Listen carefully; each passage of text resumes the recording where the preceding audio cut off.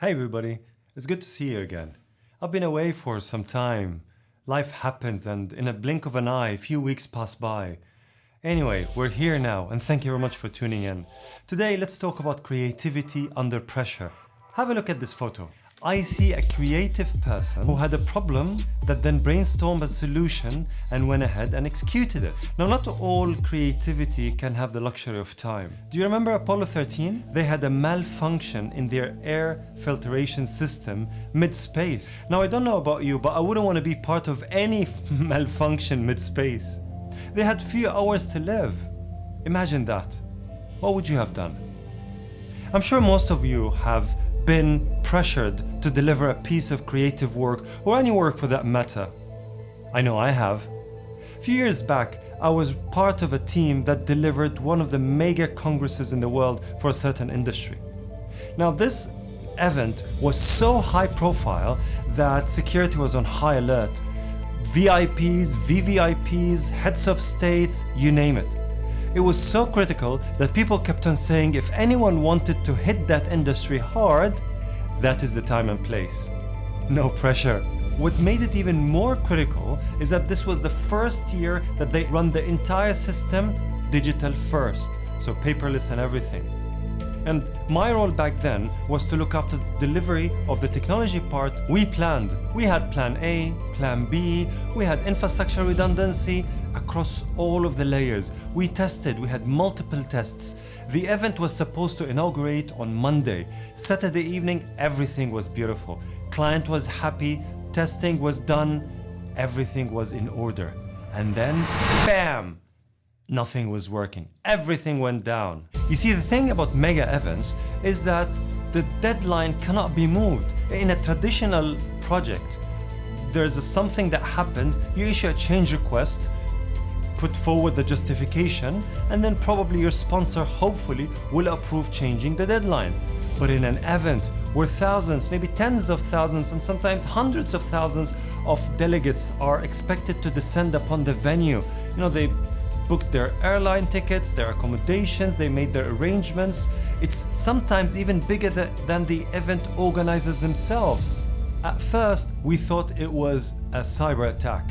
But after many rounds of troubleshooting, we figured that one or both of the core elements, the processor, the microprocessors of the core elements of the infrastructure were fried.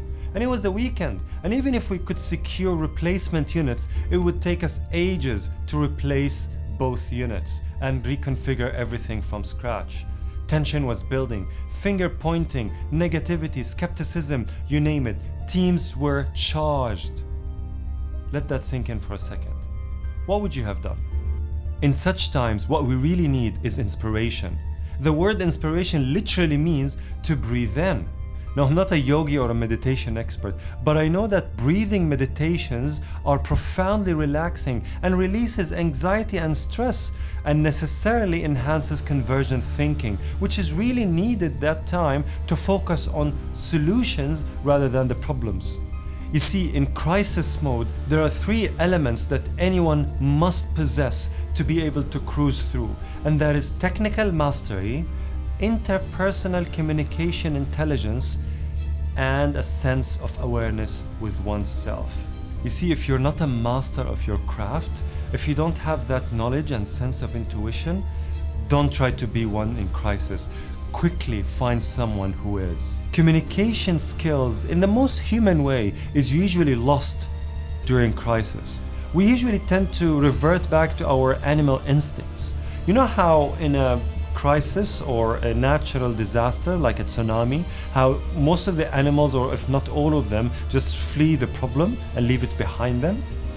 Communication skills and intelligent interpersonal communication skills is really needed during crisis to manage all of those skeptics and negatives and pessimists, which, trust me, during crisis they spring up like wild mushroom. But above all, creating a sense of awareness with yourself is the single most important trait you must possess during crisis, and it starts with inspiration.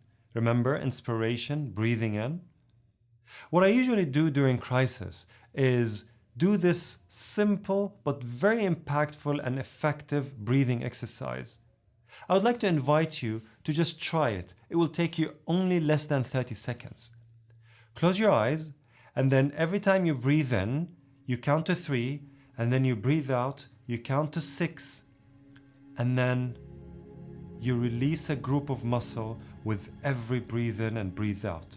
We'll do this 7 times. So first time, breathe in. Now release your forehead, your eyebrows, your cheeks, your jaws, your tongue muscles. Breathe in. Now release your shoulders, send them back and down. Breathe out. Breathe in. Now shake your arms and hands. Breathe out. Breathe in. Now release the tension in your chest and your back muscles. Breathe in. Now release tension in your abdominal area and core muscles.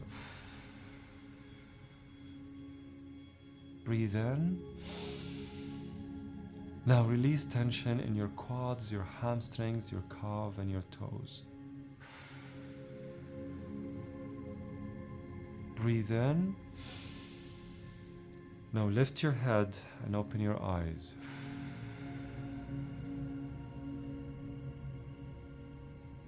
With these simple exercises, what happens is you establish this connection between the mind and the body.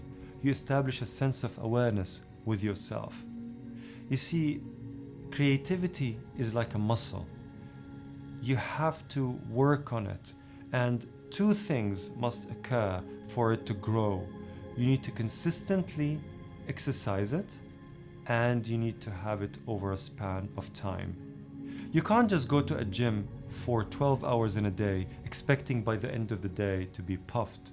You have to give it time. So remember, technical mastery and interpersonal communication brilliance and a sense of awareness with yourself.